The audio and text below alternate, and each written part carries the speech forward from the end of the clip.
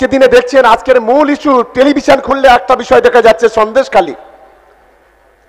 যে সন্দেশখালী নিয়ে আজকের বিভিন্ন ধরনের মিডিয়াগুলো আজকে যেভাবে প্রচার করছে, আমার বিধানসভার বর্ডারে হচ্ছে সন্দেশখালী, ওপারে সন্দেশখালী আর এপারে রাস্তার এপারে আমাদের ক্যানিং পূর্ব।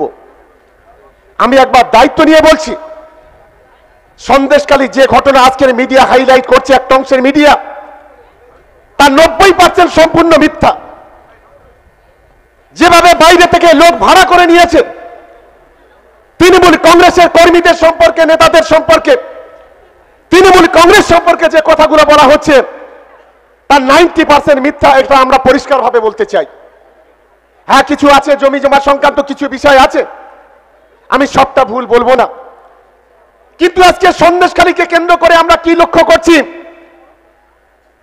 আমাদের দেশের কেন্দ্রীয় সরকার একটার পর একটা কমিশন পাঠিয়ে দিচ্ছে। কখনো মহিলা কমিশন আসছে, কখনো শিশু কমিশন আসছে, কখনো জাতীয় এসটি কমিশন আসছে, কখনো জাতীয় এসটি কমিশন আসছে, কখনো জাতীয় মানবাধিকার কমিশন আসছে। আর বিশেষ করে আমাদের দেশের যে সরকার চালাচ্ছে ভারতীয় জনতা পার্টি, তার যে মন্ত্রিসভার সদস্যরা আছে, দল বেঁধে একেবারে বিজেপির প্রতিনিধি দল আজকে সেখানে গিয়ে বিভিন্নভাবে মিথ্যা প্রচার অপপ্রচার করে গোটা বাংলার মানুষকে বিভ্রান্ত করতে চাইছে।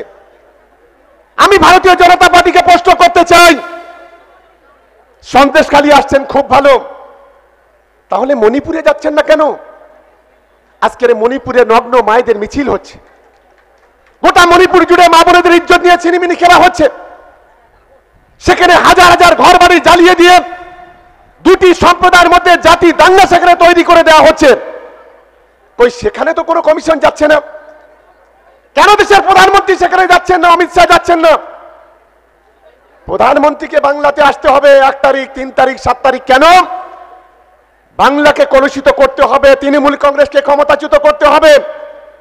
উনি বাংলাতে আসতে পারে, উনি মণিপুর, নাগাল্যান্ড, মিজোরাম, যেখানে প্রতিদিন প্রতিনিয়ত সাম্প্রদায়িক দাঙ্গা, অরাজকতা, বিশৃঙ্খলা হচ্ছে, উনি সেখানে যেতে পারছেন না। এটা আমাদের কাছে লজ্জা।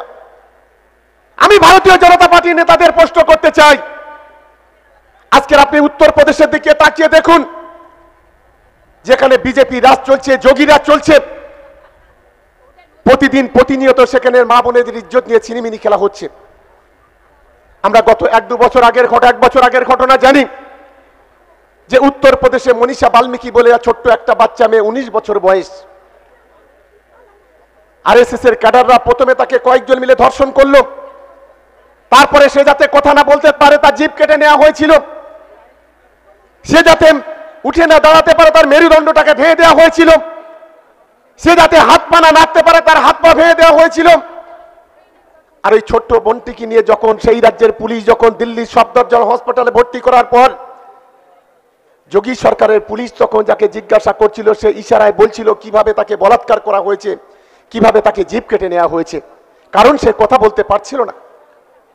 15 দিন মৃত্যুর সঙ্গে পাঞ্জা লড়ার পর দিল্লির সফদরজং হসপিটালে সে যখন মারা গেল, তখন এই যোগী সরকারের পুলিশ তার বাবা মায়ের হাতে, তার প্রতিবেশীর হাতে সেই ডেড বডি দেয়নি, জঙ্গলে নিয়ে গিয়ে তাকে নিজেরা দাঁড়িয়ে থেকে পুড়িয়ে মেরে দিয়েছিল। আজকে সেখানে তো এই মানবাধিকার কমিশনগুলো যাচ্ছে না, সেখানে তো 356 ধারার কথা বলছে না। আমি তো বিজেপি নেতাদের বলছি, তোমাদের হিম্মত থাকে, যদি বুকের যদি পাটা থাকে, বাংলায় 356 ধারা জারি করে দেখাও, তবে তোমাদের বাপের বেটা বলবো। একটা 4 পয়সার নেতা আছে আমাদের রাজ্যের বিরোধী দলনেতা মমতা বন্দ্যোপাধ্যায়ের আঁচলের তলায় থেকে 3-3টে মন্ত্রী হয়েছিল, বাবাকে সাংসদ করেছিল, ভাইকে সাংসদ করেছিল, বৌমাকে চেয়ারম্যান করেছিল, আরেক ভাইকে বিধায়ক করেছিল। আর সিবিআই, ইডি, ইনকাম ট্যাক্সের হাত থেকে বাঁচার ভয়তে অমিত শাহ নরেন্দ্র মোদীকে পায়ে পড়েছিল।